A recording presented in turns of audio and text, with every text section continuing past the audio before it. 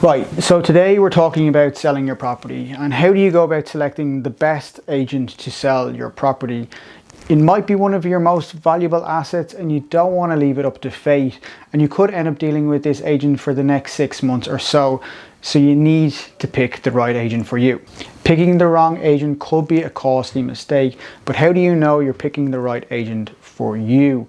In this video, I'm going to give you 7 things to consider and questions to ask when selecting a real estate agent. Also, if you are an agent watching this video, put in your tips below in the comments and the area that you're working in, because who knows, it might lead to a new client.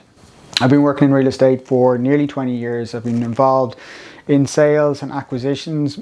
And on the acquisition side, I've seen what good and bad agents look like. There's a lot of different agents in different roles I've had. I've also worked as an agent. So when I got a call just before Christmas asking a question about how do they go about selling their property to buy another one and how do they select an agent, I gave a reasonable decent answer there on the spot, but I thought perhaps maybe I can give a better one over this video. First off, I don't suggest that you build a matrix to rank different agents, because what's more important is actually that you get on with the agent, because you are going to have to deal with them for a considerable length of time.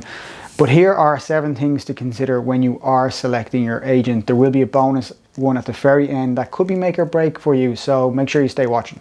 Number 1, their experience and their staff's experience. How well do they know the area?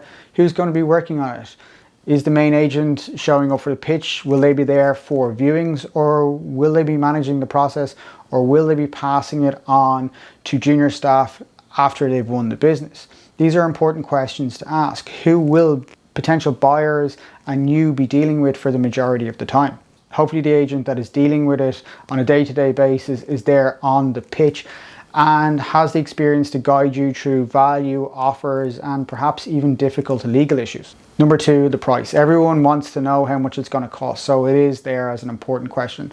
But it's important to understand what's included in the price. Some agents will charge 0.8%, others 1%, others 1.5%, and sometimes even higher depending on the area and location.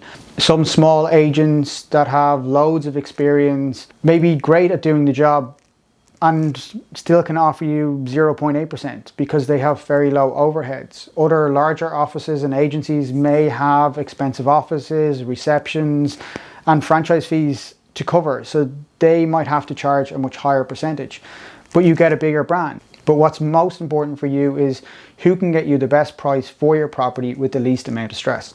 Number 3, agents' past work. Take a look at their current listings. How do the photos of other properties represent what you want to see in your property? Do those photos match up with the descriptions? If a property is in bad disrepair, sometimes agents won't put up too many photographs because they will want to kind of sell a story to a buyer and sell the dream to them. So maybe ask them about that if there's not many photos on some of their properties. Sometimes agents don't always have access to properties because of receiver sales or sitting tenants not providing access.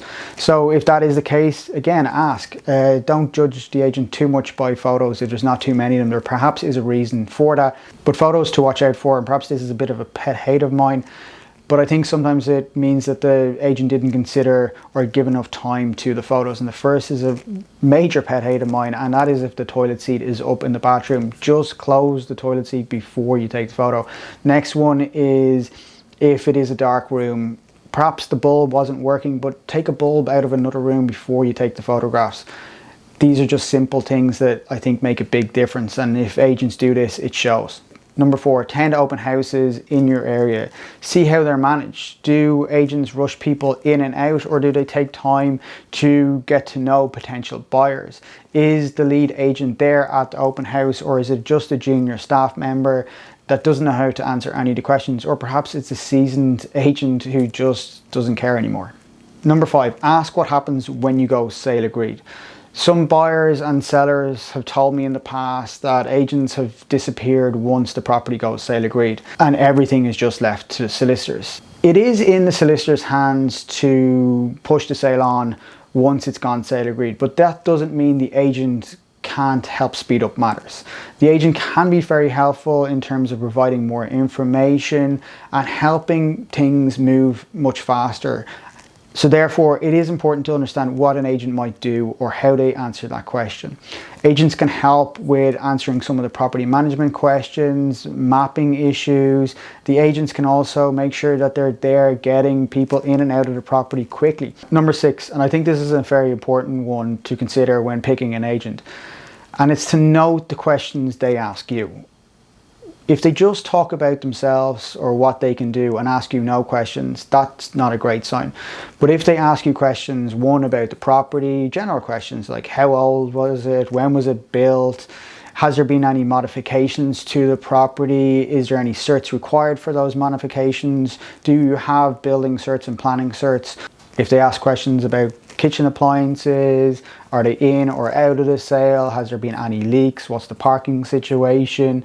If they ask questions around the heating system, power, or the cost of power, what's the BER, and when you're looking to sell and close, and are you looking to buy, and do you need to buy or go sale agreed before you're actually willing to move out of this property? These are all important questions to ask. But I think to identify a really good agent is if they ask questions around title.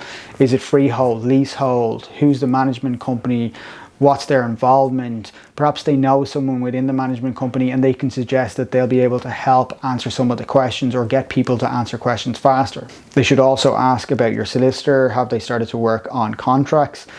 Has the property ever been leased before? Is it in probate? And if it is in probate or has missing title or something, if they can give you suggestions right there on the spot in regards to how to deal with those issues, that is one good way to see that they have experience. Because no matter what, there is going to be issues when you're coming to sell your property, and it's important to know that your agent is a good problem solver.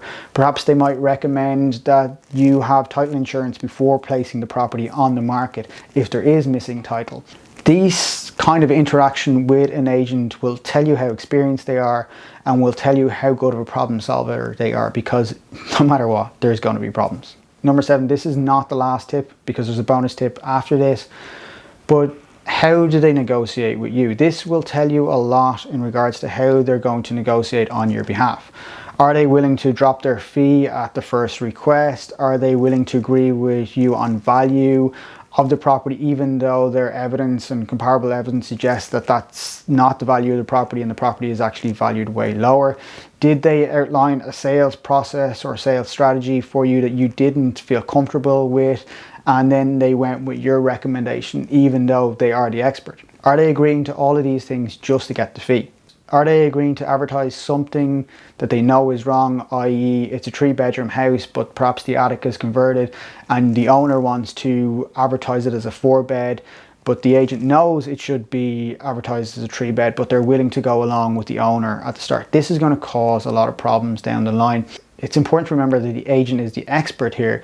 If they cannot go along with their own advice in regards to fees, sales strategy, or how to market the property in terms of describing it correctly, they're not going to be great at negotiating on your behalf to get you the best deal either. Before the bonus tip, if you've already got some value from this video, please hit that like button and help support the channel. If you haven't picked an agent yet and you're selling a home and you're also looking to buy a home and you're in the house hunting process already and you see a house that you like and you want to bid on it, it is likely that the sales agent at that time on that property is going to be unwilling to accept your bid if you haven't gone sale agreed already on your own home. However, if you tell that agent of that property that you're interested in, that you are willing to put up your property for sale with them and you're happy to sell quickly, who knows? They may be able to take on your sale, get it sold quickly, and also accept your bid for that property they're also selling that you're interested in. For the agent, it's 2 birds, 1 stone, and they may be willing to assist you. It may not always work out like that, and there's no guarantee it will, but it's worth considering when you are looking for an agent if there is a property that you already have your eye on. I hope you got some benefit from this video. If you are an agent, as I said at the start, perhaps you want to include some tips below and the area you're working in, because who knows, it may lead to a new client. As always, thanks for watching.